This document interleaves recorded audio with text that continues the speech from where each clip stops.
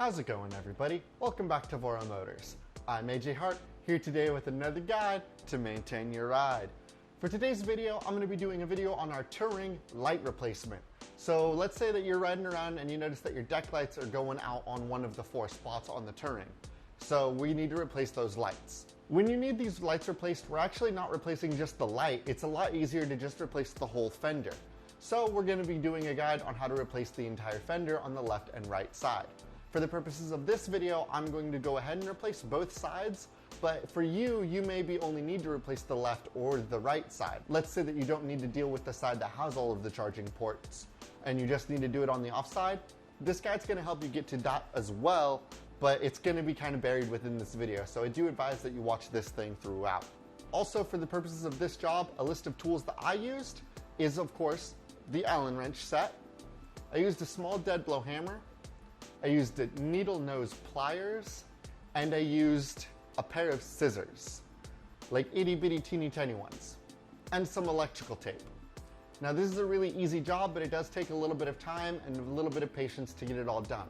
For me personally, it took me about 30 minutes to get both of these swapped. But if you're only swapping one side, it's probably going to be much easier, especially if you're replacing the side that does not have all of the electrical ports. So with that being said, let's go ahead and jump into this video and get you in and out.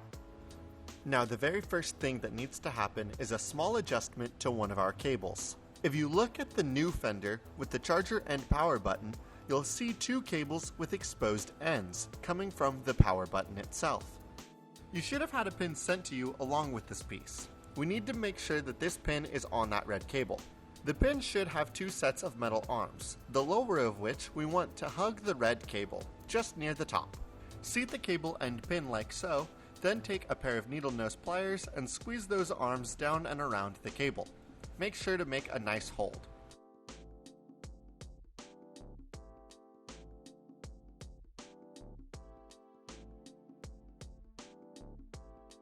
Now those little arms should sit around the wires. Squeeze those smaller arms around those nice and tight as well.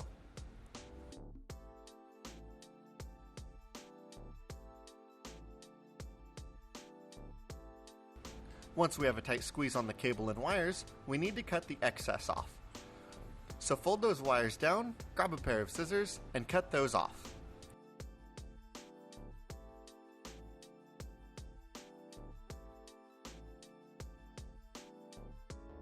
I'm going to give it one last squeeze to push down those ends just to be safe.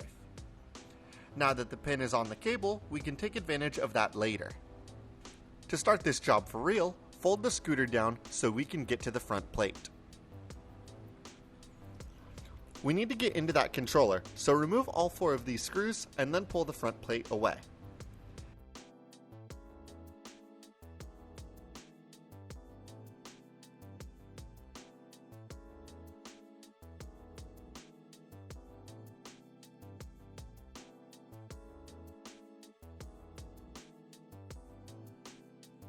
Now that we've popped the hood, let's pull the cable and controller out. As with all these electrical jobs, we need to unplug the sparking bits first. Make sure that you wear gloves when you do this, unlike yours truly. Start with this large yellow connector, since that's the battery. Then we can unplug the yellow, green, and blue motor connections. Next, we need to unplug the charger, especially if you are replacing the charger side of these lights. If you're only replacing one side, then you may not need to unplug this charger, but for this job, I will be replacing both. So look in, and you should see this red connection. Reach in and yank that out. And again, if you are replacing the charger side, you need to unplug this connector that goes from black and red to blue and red. Squeeze the pin on top and pull the connector apart. Now that these have been unplugged, let's go ahead and remove all 3 of these screws and drop the fender. This is something you'll need to do whether you're replacing the left or right side lights. When you drop it down, you'll see a nest of cables here, and those are all of our light connectors. There's a little rut here that the rear light cable runs through, but all of our lights connect here.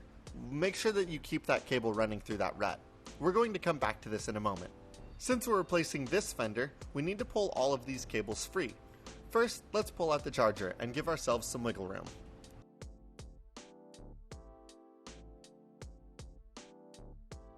Next, we need to pull out the power button cable. But you'll see they're still connected on the inside. First, we need to push the pin in this connector out and free the red cable. The pin on the inside there has a small hook that we need to push down to get the cable out. So take a small thin tool, a tweezer for example, and push that pin down so that you can make that pin free.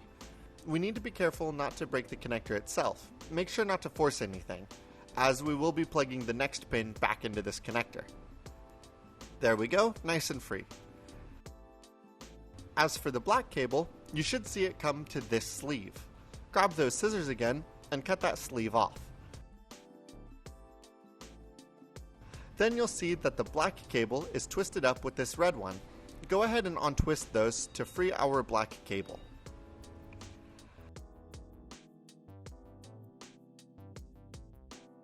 Now both of these cables are free and come right out. Now we've almost got this fender out and replaced. The last thing we need to do is replace the whole reason why we started this job in the first place. Grab your new fender and put it next to the old one. This lets us unplug our old light cables without losing our spots. First, unplug the rear light of the old fender. And then plug in the new one. Make sure to match the arrows and pins on the inside so you don't break anything. Then we can unplug and swap the front light.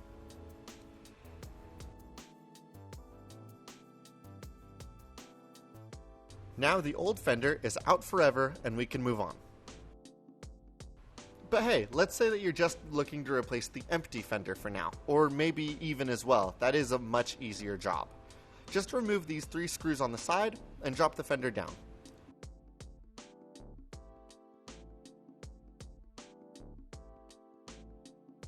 Once it's down, we can take our new fender and feed the light cables through the same hole that the old lights currently go through.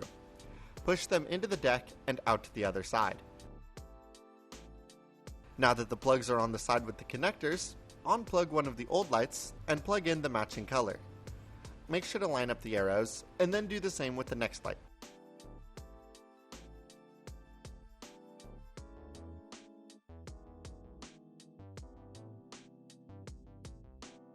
Now you can pull the old fender and lights out and off. Now that all the lights are replaced, we can go ahead and start putting it all back together. Let's start by feeding the charging port back into the deck, followed by the power button cables. Then try to feed as much of the cable through that hole as we can. Make sure that rear light does run through that little rut in the fender there, because we need to reseat this thing, and having that cable out of the way helps. The cables here can be pretty tight, so reseating them may take time. It's a bit of a process, but we need to make sure that all of the cable is squeezed in here without any of the cables being in the way of that screw hole. Once the screw is in, we can tighten down the rest of the fender.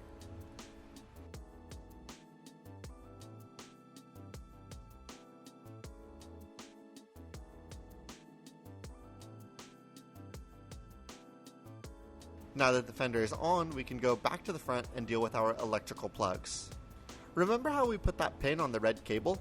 Well, it's finally time to put it to use. Hunt down that black connector with the blue cable and place the red cable into that connector next to the blue.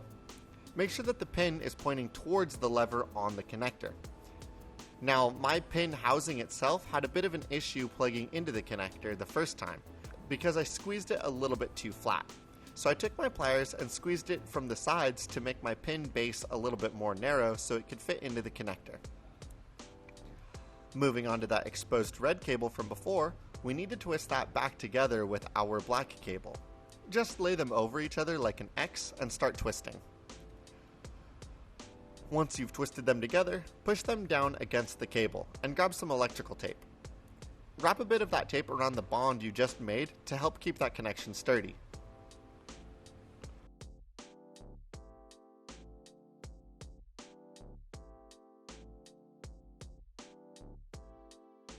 Now we can get on with putting this all back together. Place the 3 screws back into the side fender and tighten them down in no time.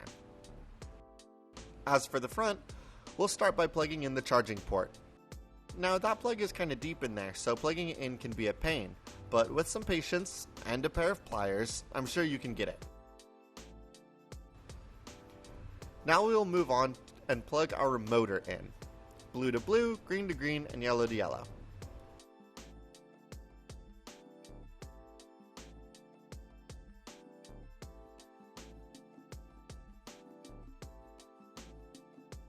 Next, we'll plug in that red and blue cable pair into the black and red connections coming out of the controller.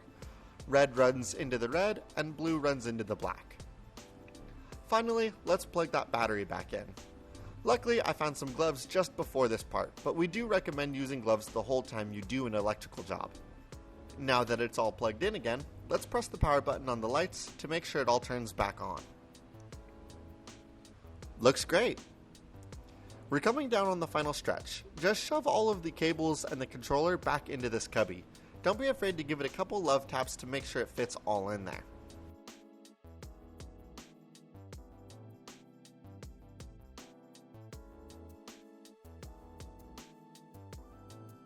Once it's seated enough for your screws to grab, just tighten down all 4 of these screws, and the job is all wrapped up. And there we have it. We've replaced both side fenders on the Touring and as such replaced the lights for this job. Smooth as can be. A little bit more difficult when we get inside with that electrical stuff, but it's nothing that you can't handle with a pair of needle nose pliers and some scissors and some electrical tape. With that being said, that's going to be where I go ahead and leave today's video. As always, if you have any questions or concerns that came up with your scooter while you were doing this job, by all means leave those in the comments down below. If you have any ideas for other videos you'd like to see us do, go ahead and drop those in the comments down below as well. Thank you all so much for watching. I hope that this video helps, and I hope you enjoy your ride.